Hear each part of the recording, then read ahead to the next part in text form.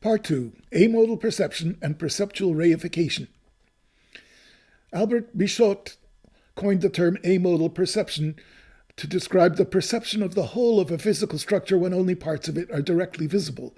For example, this red pencil here is perceived to be a continuous object through the occlusion provided by the green pencil. It's a kind of perceptual completion or cognitive filling in of the missing information in the sensory data. So there are two aspects to visual perception. There's the direct experience of colors seen on colored surfaces that are exposed to direct view, but there's also an invisible structural framework on which those colored surfaces are perceived to exist.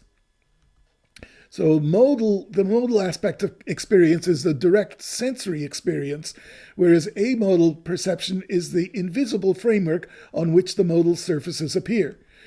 The amodal percept is easily confused with the real world itself, except that it is not always real. It is indeed a construct of our mind.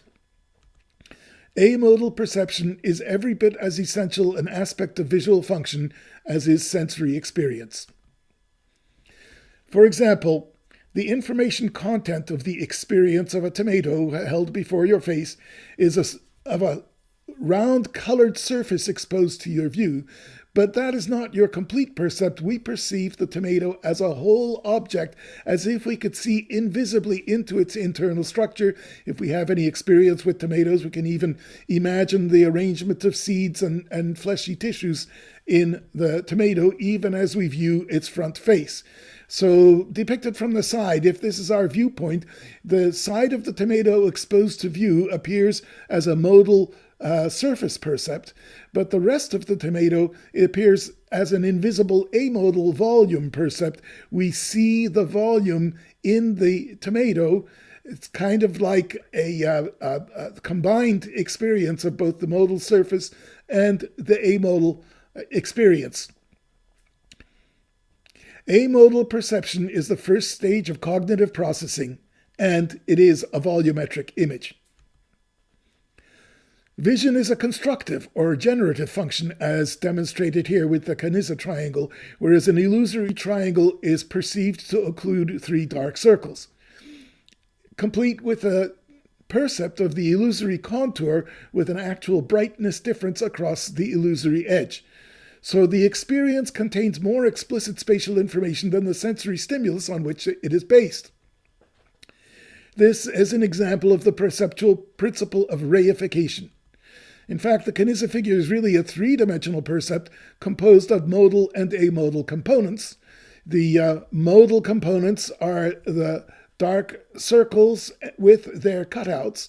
The amodal component is the boundary of the invisible circles that are occluded by the foreground triangle. In actual fact, they are perceived to be behind the triangle as complete circles.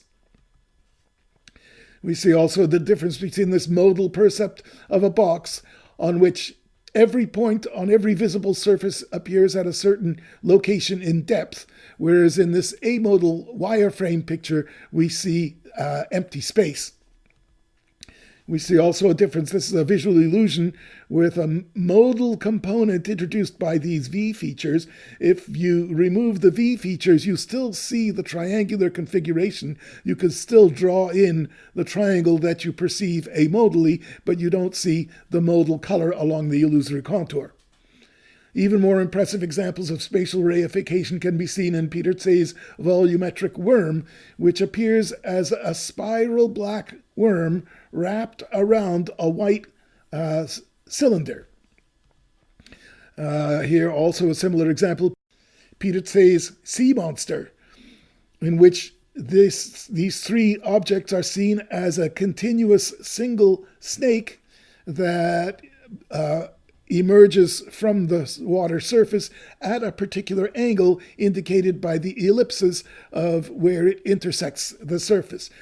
So perceptual reification is an extraordinary visual function. How the visual system performs spatial reification remains a deep, dark mystery, but that it does so is an observational fact. The primary function of the visual system is the generation of a volumetric three-dimensional real-time moving colored image of the world in experience based on information from sensory input.